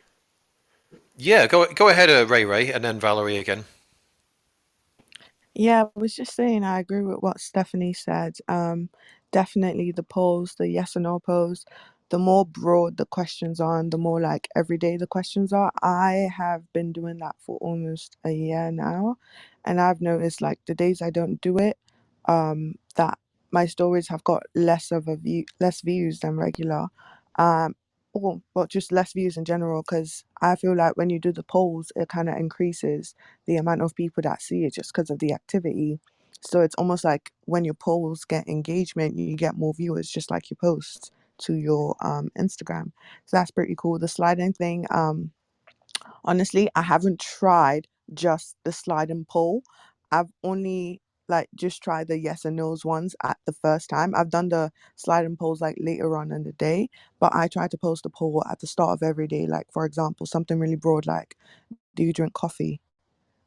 Because I don't drink coffee, so I'm always interested in like those kinds of things. But yeah, it definitely helps. Oh, I love it. Thanks for that, Ray. Valerie, you wanted to add into this too? Yes.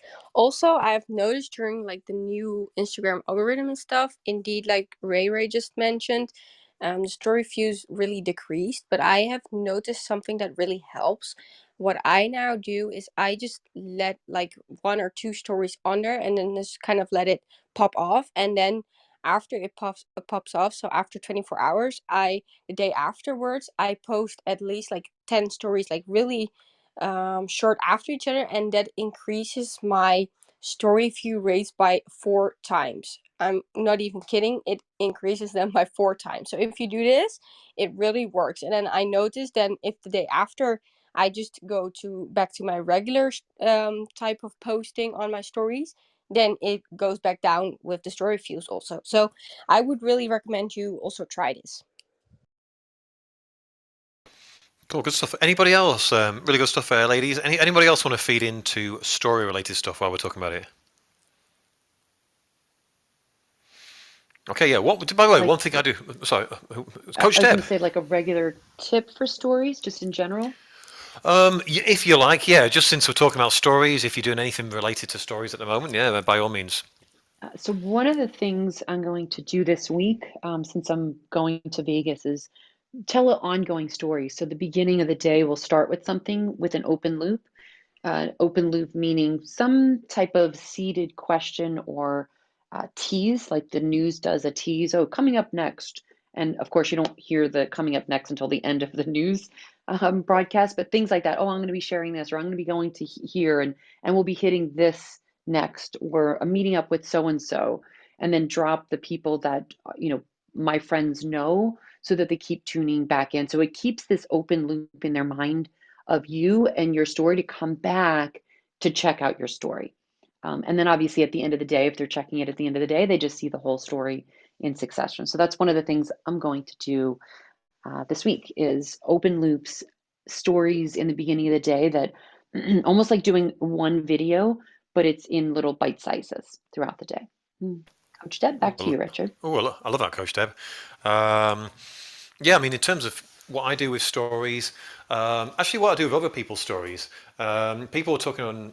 Someone was up before, I forgot who she was, but she was talking about I don't know how to engage with other people. Well, one of the things I do is when I'm just kind of clicking through stories, if I see a story where it just makes me laugh, or it's like a good piece of information, or just something I like in any way, there's always a thing at the bottom that says reply to this story. I'll just send them a message going, this was really funny, and like 15 cry laughs, or this was really cool, I really like what you did there. And it's like, nearly always, I'd say like 19 times out of 20, they will reply to that. Because it's really personal in your DMs and it's a compliment towards them. So I've taken the time to do that. You get in a conversation then, which makes them more likely to see your post in future, but it's not one of those manipulative tactics where you're kind of just doing it to troll for engagement. I'm not saying people can always tell when you're doing that, but it's just not how I want to do things. I want it to be genuine. I've also more recently, I've been curating on my own stories. I've been curating other people's good posts. So if I see someone else's really good post, I don't care if they're technically a competitor of mine, I will share it to my story and say, really good post here from this about this person about this, and I always tag them in it as well. And guess what? That's appreciated by people. They see it. Sometimes if they're not following me already, they'll end up following me, or they'll then reshare my stuff, or they're more likely to comment on my stuff. Again, it's one of those things where you kind of sometimes you've got to give first in order to give queen.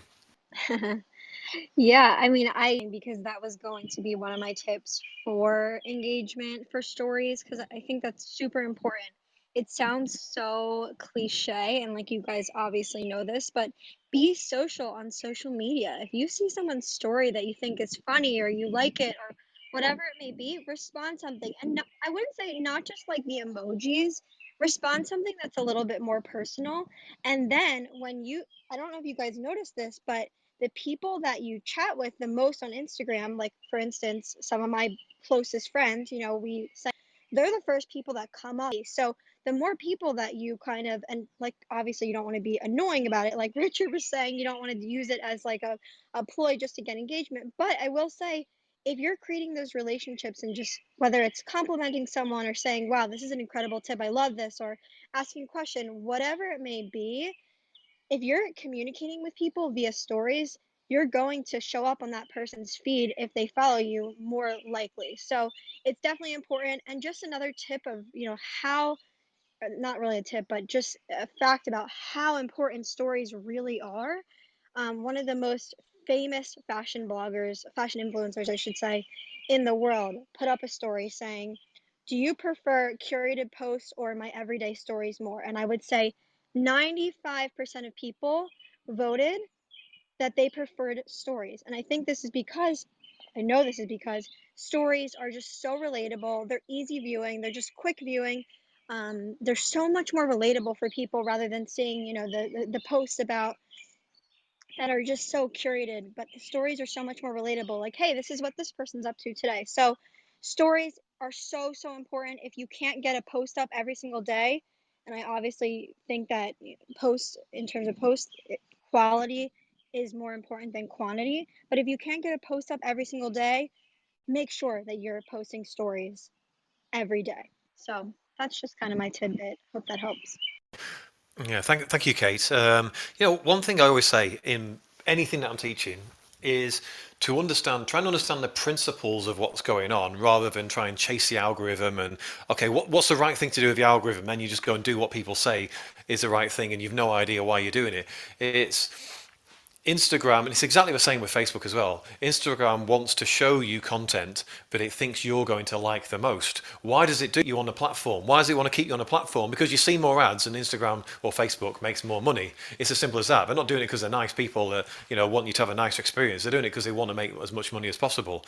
So how does it determine whether you're going to like something? Well, it assumes you want to see content from your best friends first. How does it determine your best friend? Well, if you put on someone's profile that they're a close friend, like you click like a little star on the thing, then obviously that would be a thumbs up to that. If you talk with them a lot in the DMs, they're a close friend. If you comment on each other's stuff all the time, they're probably a close friend.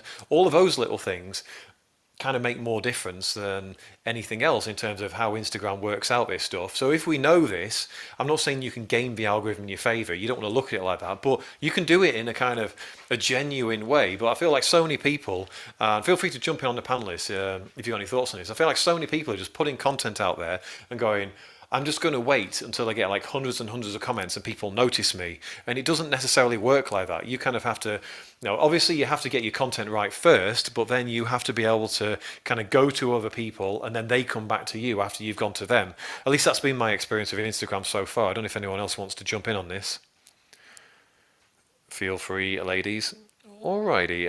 Okay, I want to take the opportunity to welcome a couple of people to the stage. Marlon, good buddy Marlon. We've been doing this for a good 5 months together now, haven't we, on and off?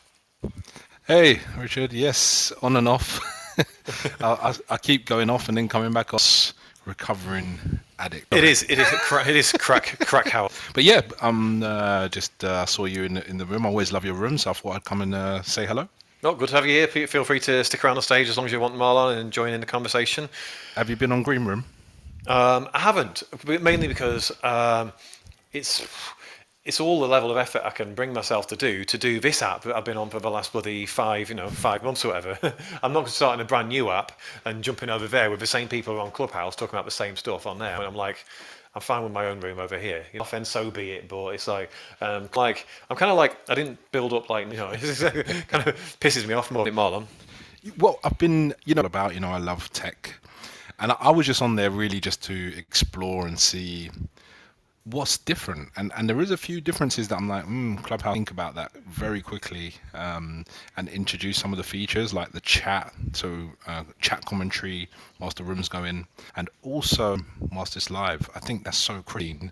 The room title, like the whole, someone comes in and it's like a complete mismatch, really critical for me. And I don't know why they haven't done that in Redstone Green Room. Like, there's just one mod, sense to me, because when I have modded room, to be honest, about who to mod and who not to mod, I quite like not having to think about that. It means I might out running rooms that I noticed. Sorry, I've taken. No, my ego does. God, it sounds horrendous. Jackie, I saw you flash. Absolutely, I would love to. As have gotten on there and tried it, and yes, there's others have been asking for that we hadn't gotten, and green room findings and adapting quickly. We did Chris Delaney and Miss Super Nerd Yolanda. We did something absolutely impulsive this past weekend, and we're like, let's put together a little audio creator summit and do it for 12 hours in one continual thing and see what we can break from this app. And we came up with a list of things that worked, things that didn't work. We ended up having people submitting. And since I come from radio and then a TV background, I loved creating and doing this with them as well. And so what we did, we had 12 different hours of programming of talk. And then we changed the title for each one. We went through there, we found out what worked and what didn't work. And right now, like the raising the hand there is glitchy. So then people basically have to write in the chat to bring them up. The only thing about not about having one mod over there right now, what they really need to do is allow them to have co-mods, kind of a thing, is that the moderator is the only person that can bring people up. And if hand raising's broken, they have to say down in the chat to bring them up. And so then they're the one who can change the title of the room. And so you're doing all this. It's a lot. So I would also hope that they don't do things like, this little green bean thing for the moderators, and they just keep it to whoever is the person. So then there isn't any political play. But we found some really fun and interesting things to do. And, I feel that for myself, I'll be utilizing both apps because I have people here that I've connected with. Obviously, a lot of them have gone there as well and are dipping their toe in. It's still so early. And we also have to remember, as people will say, oh, well, Clubhouse is losing this or Green Room isn't doing that. We're into summer and people are finally getting out. People are getting vaccinated. The restrictions are lifting. So summer's going to be slow for everyone. So I'm not going to be listening to anybody saying, well, this is dying or that's dying or this is whatever. I don't think we're going to have a really good judgment of what's going on probably until next summer after we've had a year of kind of being out of the pandemic. But so far it's been really interesting, and they're listening and they're growing. But I will be utilizing both of them, kind of like making an appearance on one TV station and making an appearance on another TV station. Kind of think of it as different media entities and having different audiences that you're speaking to, because there's too many valuable people to think about ever walking away and losing them. But we did have fun with that summit, and we learned a lot, and we're submitting all of that to Green Room as well with ideas and suggestions for them from what we experienced. So I'm Jackie. I'm done speaking. And Jackie, Thank you. Oh, sorry, who was that? Coach Deb? Coach Deb, yeah. I was just curious, how many people did you find the room filled with, like the max number at any given point?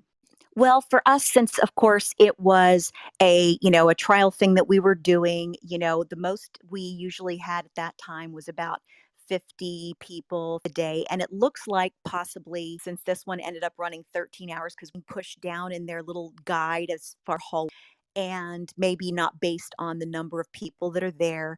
So there's all sorts of different things. So we had to send out links to people to let them find us and to be able to get there. So that was tricky. But I did see one of their, just one of their original locker room kind of rooms. There was an NBA room, and I was able to get into it, and it was maxed, and it will say like, rooms full, you can't get in.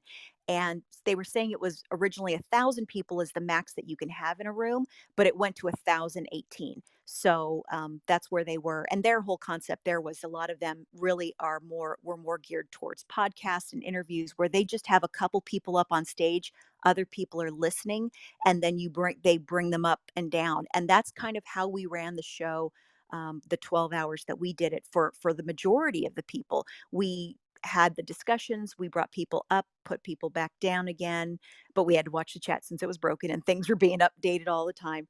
But it was fun. It was a lot of fun. And I found, just even here as well on Clubhouse, that I am liking a lot of the smaller rooms, mid-sized rooms, because I feel like many more of us get to contribute and we get to know each other better, and it becomes much more of a support system. Thanks, Jackie.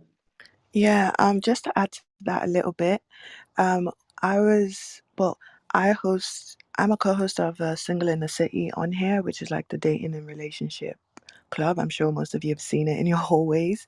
But it's a weekend marathon. But basically, we just headed over to Green Room to see if we could start something. And we actually, then the app started glitching the fuck out. So we had to like basically shut it down because, as Jackie mentioned, there were a lot of glitches with hand raising and the fact that there's only one moderator. So it's kind of hard in a room with like hundreds of people and lots of people want to come up.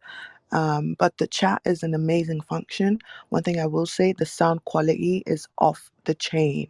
It is literally one of the Yes. best sound quality dropping apps that have been going on. Well, Spotify should know their shit because they are a music-based app, so obviously they would have that together. But yeah, the main problem that a lot of people were talking about was that the fact that there was one mod and it kept glitching. But I would definitely suggest you head over there and like check it out for yourself because you never know how people are gonna handle your room on there, and it might be a good way to grow. I still don't understand what the hell the point of the gems are, because there are a lot of like follow rooms on there.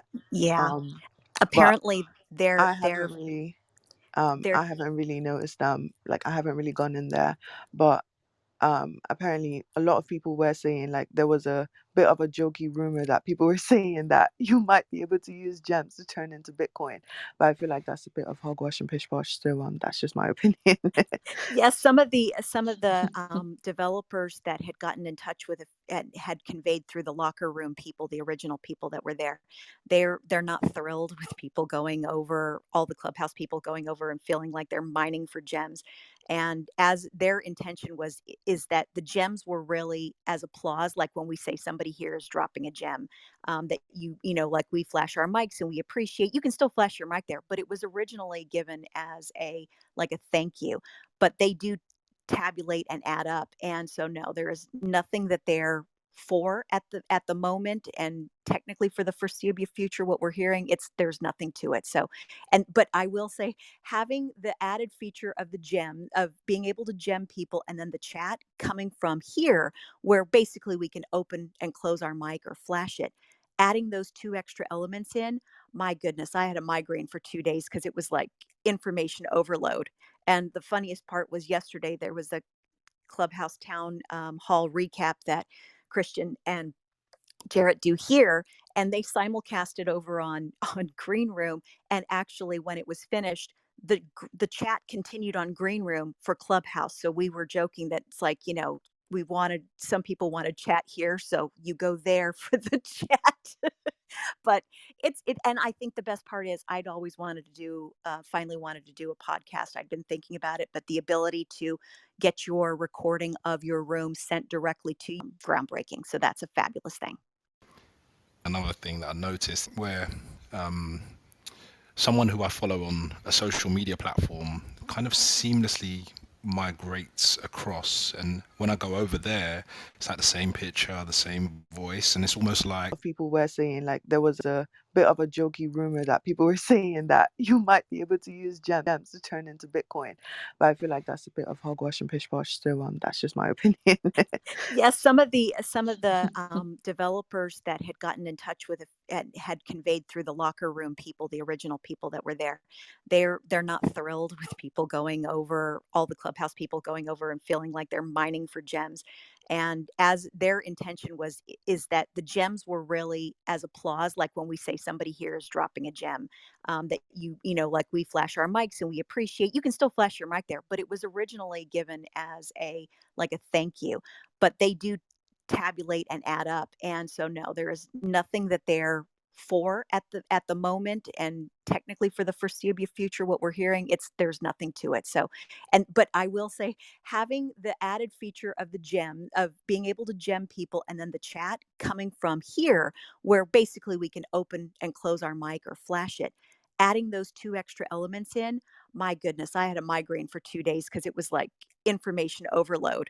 And the funniest part was yesterday there was a Clubhouse Town Hall recap that Christian and Jarrett do here, and they simulcast it over on on Green Room. And actually, when it was finished, the chat continued on Green Room for Clubhouse. So we were joking that it's like, some people want to chat here, so you go there for the chat.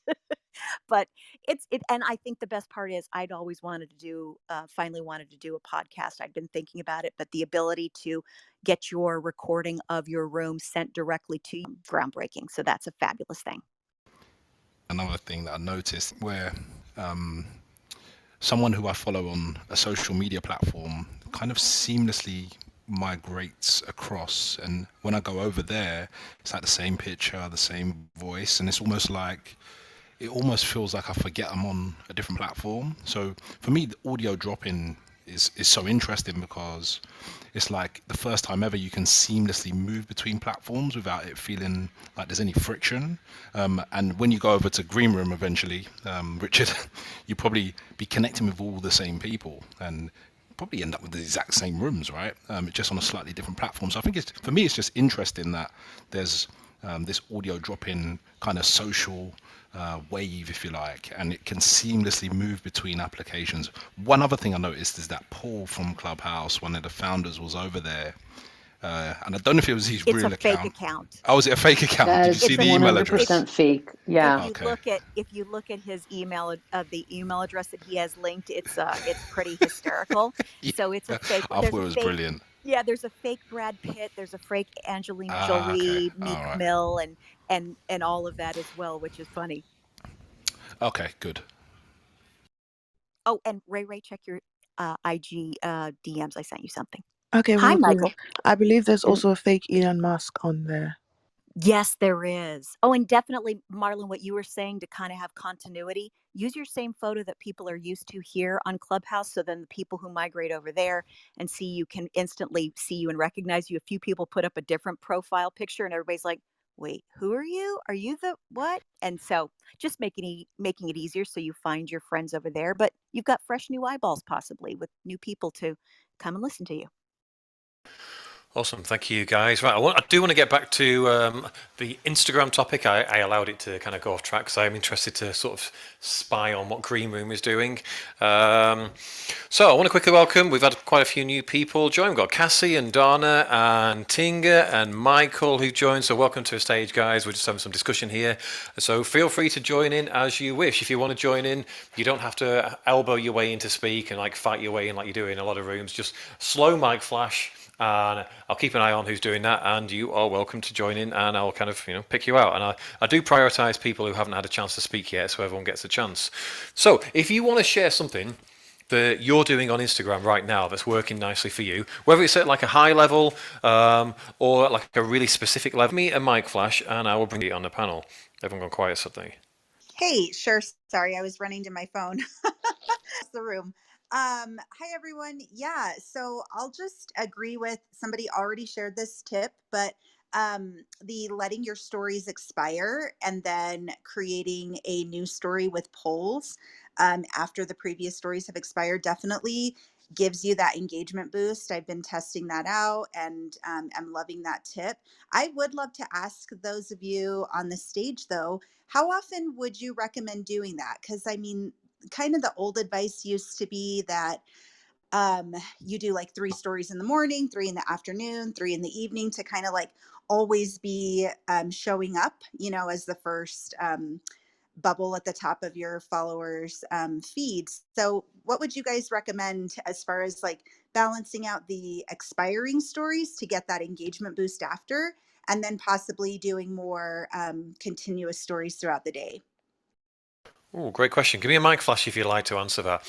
How do people basically do their stories now? Do they do it strictly like, 3 in the morning, 3 in the afternoon, 3 in the evening, or do they let them expire, or you just kind of like freestyling, you guys? Anybody? By the way, hi to Kylie who's joined us.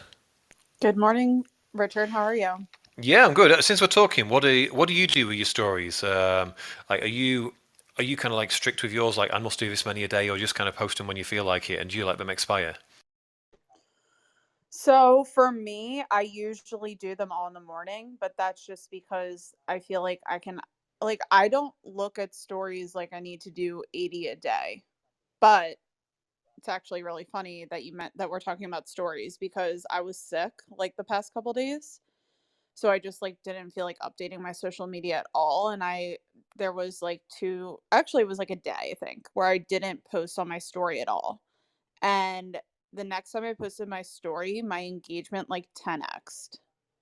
And I'm like, oh, was I like shadow banned from doing too many stories? Or it was like literal, and I didn't do anything differently because every morning I'll post one of my like I did a poll or a question. It was just something that I took time off because I wasn't feeling well. And then like I said, like my engagement 10x'd from like not posting on a story a day. So I'm curious if that if anybody's ever tested that and seen the same results. Wait, And are you if trying in to say like you didn't post a story and you got more engagement? Yes. So I took a full day off of posting stories. And then the next one Yeah. that I did had like 10x the engagement of my previous stories. Oh, so okay, cool. So like, yeah, okay. So Was it like a that poll or made just a me, regular post? Just a regular story post? yeah, it was like, it was a quote. It was one of my quotes. It wasn't like Oh, okay. anything crazy or whatever, which makes me think like, is posting a lot of stories not what Instagram wants? I'm Yeah, I've kind of curious. noticed that too. Oh, I'm so sorry. I'm gonna be Oh, really no, no, no, short. no, no. I was done. Go ahead. Yeah. Yeah, I noticed that too because like one time I didn't post to my story for 2 days. Like most of the time I take time off posting to my stories because I usually get people responding and then I get so many DMs over, it just builds up and accumulates and it kind of makes me anxious knowing that I have so many DMs. So I just run away from them. Probably not a good idea, but I try to get through them. But I find usually like when I don't post for a few days and I post a story, like regardless of what I post, like for example, if I take a day off, it might not be as much of a difference. But if I take 2, 3, or even one time I did take a 4-day break off my stories, and when I posted, it was just a regular because I used to do these quotes from Vex King, these daily motivational quotes, and I used to post those every single morning. And I remember that one day I posted it after not posting for 4 days, and I went back like 30 minutes later and I was so confused. I was like, did someone share my story? Did someone mention me? None of that happened, but it had so many views. So I'm wondering if, like, me and Kylie, anyone else has that insight. Like, what is going on? Instagram, answer us. Come on. Bye.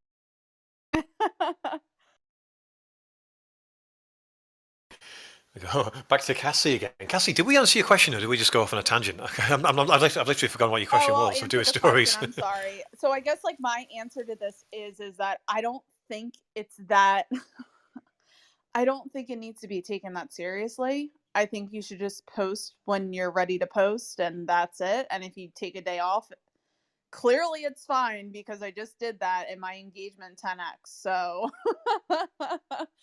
like and that's the part of like, doing Instagram is testing to see what works. And then I know it definitely feels weird not posting because it goes against like what we all preach every day, which is like stay consistent, post every day. But the algorithms are consistently changing. So I don't know. I just thought it was my own case study and I was just curious if anybody, had the same results. And my answer to Cassie's question is just don't overthink it. Like it only lasts 24 hours and if you can post, post. If not, like you'll be fine.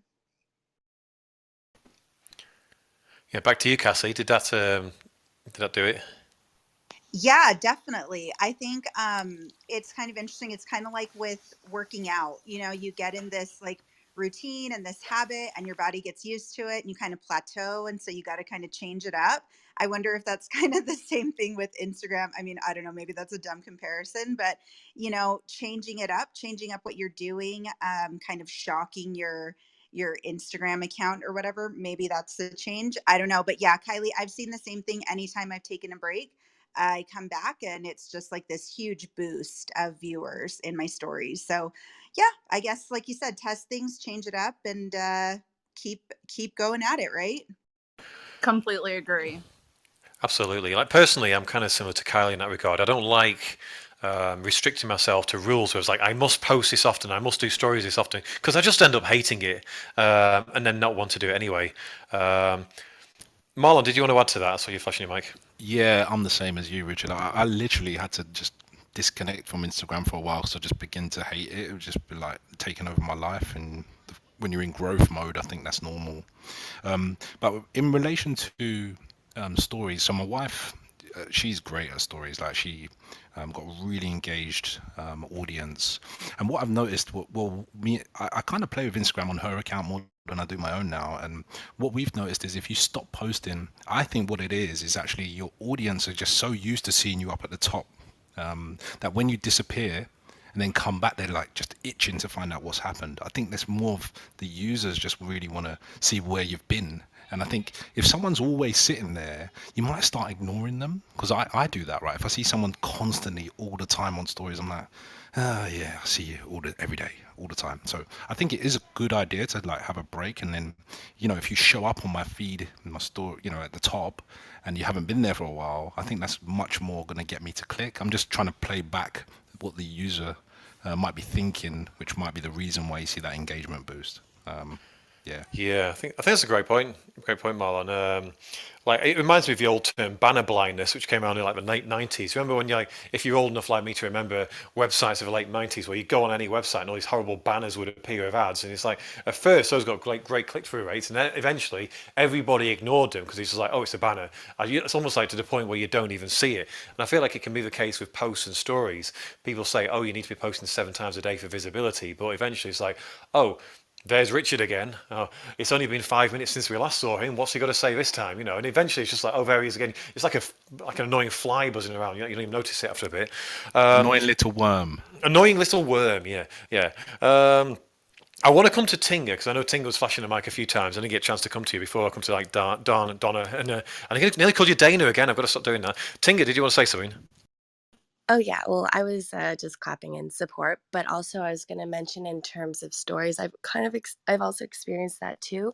But for Kylie's point, maybe that quote that you posted really resonated with a lot of people and they just happened to share it. Because sometimes when I post things that are not specifically in align with what I do in terms of like food and travel, but just something really funny, I've seen like an uptick in some of my stories, and I'm thinking maybe it's because they thought it was like also really funny and they happened to share it.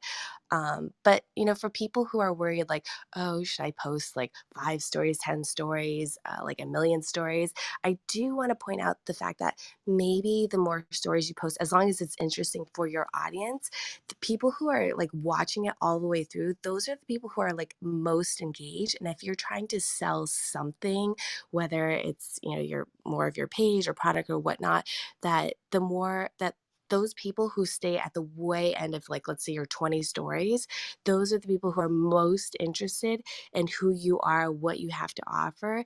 And like if you're again trying to sell something, maybe it's worth it to do that strategy. For me, I think that's excessive, and I don't have the patience to watch people's stories for 20 stories, because I don't think most people can hold an audience for that long.